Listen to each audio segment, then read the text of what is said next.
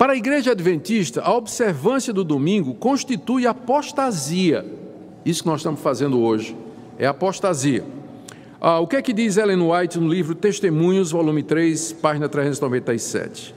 A lei da guarda do primeiro dia da semana é o produto de um cristianismo apóstata.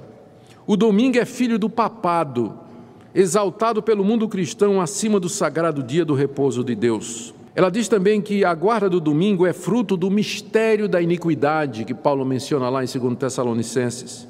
Literalmente aqui no livro Testemunhos, volume 2, página 318, ela diz: a observância do domingo deve a sua existência ao mistério da iniquidade, e sua imposição será o virtual reconhecimento dos princípios que são a pedra angular do romanismo.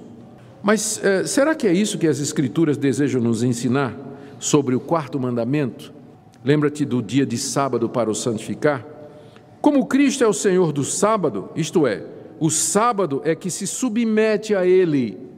Vejamos as razões pelas quais os cristãos observam o domingo. Primeiro, Cristo ressuscitou no primeiro dia da semana. O primeiro dia da semana foi o dia especial das manifestações de Cristo ressuscitado. Ele manifestou-se pelo menos 5 vezes no primeiro domingo e outra vez no domingo seguinte. O Espírito Santo foi derramado no dia de Pentecostes, no dia de domingo.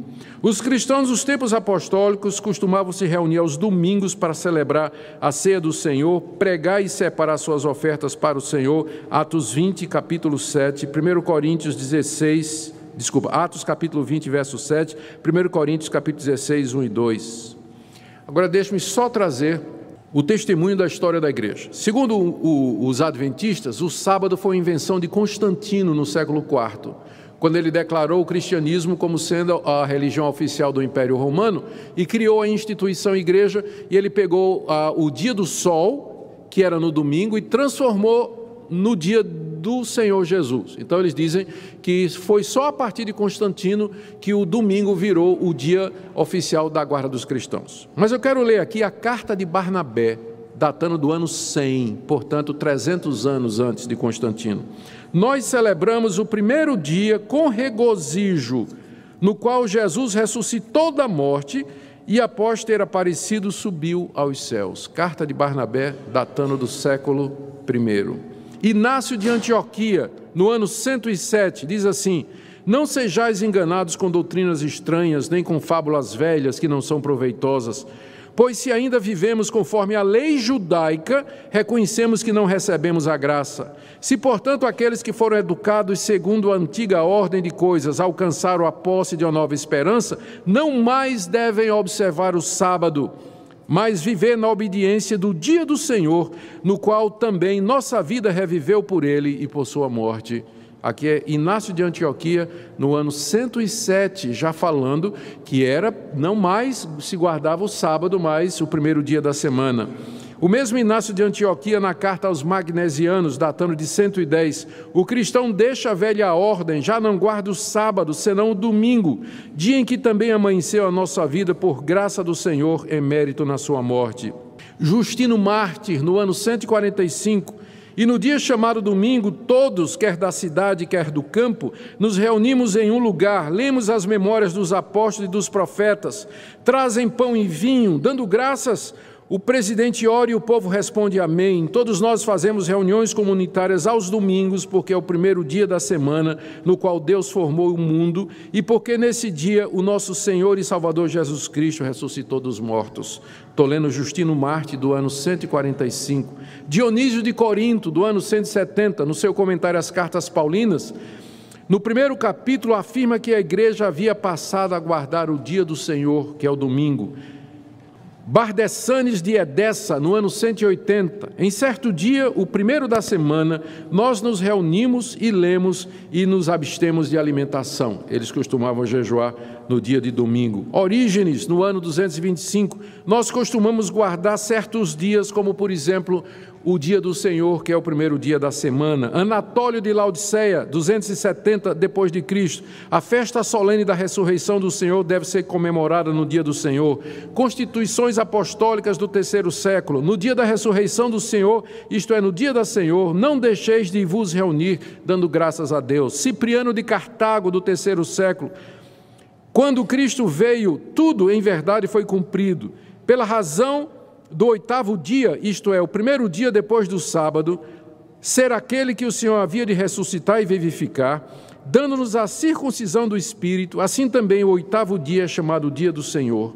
Pedro de Alexandria, no ano 306, nós guardamos o primeiro dia como dia de alegria, por causa daquele que nesse dia ressuscitou. Eusébio de Cesareia, eu posso citar aqui dezenas e dezenas de citações dos pais da igreja, muito antes de Constantino, dizendo que os cristãos, desde o início, já guardavam o domingo como dia do Senhor. Então não me vem com essa de que a guarda do sábado é coisa de Constantino, do século IV. É só ler o testemunho dos pais da igreja e verificar se há aquilo que nós já vemos no livro de Atos, que os cristãos começaram a se reunir no primeiro dia da semana, porque é o dia que o Senhor ressuscitou, e eles entenderam que o mandamento, lembra-te do dia de sábado para santificar, ele é profético, ele antecipava aquele descanso eterno que Jesus nos deu através da sua ressurreição. Portanto, o sábado cristão é o domingo, cumpre plenamente aquele mandamento. Nós precisamos ter cuidado para não generalizar, como eu disse no início. Dentro do adventismo existem diferentes linhas e correntes. Você pode encontrar adventista que não vai concordar. Gente, inclusive, que não concorda que Ellen White era profetisa. E se não concorda que Ellen White era profetisa, aí não vai aceitar a doutrina do juiz investigativo, que Miguel era Jesus, que Satanás vai levar os nossos pecados, porque tudo isso tem origem nas ideias de Ellen White. Então, se um adventista não aceita as doutrinas de Ellen White, então, alguns deles são bem evangélicos. Você vai encontrar adventistas que eles se consideram adventistas porque eles ainda acham que sábado é o dia que eles têm que guardar. Mas mesmo assim você vai encontrar adventistas que vão dizer, não, eu guardo o sábado porque eu acho que é o dia correto, mas não é necessário para a salvação. Então, não vamos generalizar. Dentro do campo adventista, você vai encontrar diferentes linhas. Mas a igreja adventista clássica, histórica, ela afirma essas coisas que eu acabei de dizer para vocês. Então, relembrando também o que eu disse, o que nós estamos comparando aqui são doutrinas. Nós não estamos entrando no caráter individual, julgando o destino individual de cada um diante de Deus. Estamos apenas dizendo que essas doutrinas que foram declaradas aqui, elas são incompatíveis com a Bíblia e nós temos uma posição completamente diferente dentro do cristianismo histórico, especialmente reformado. A nossa conclusão é que essas doutrinas que nós examinamos aqui, elas são erradas e algumas delas são heréticas mesmo e contrárias ao Evangelho de Jesus Cristo.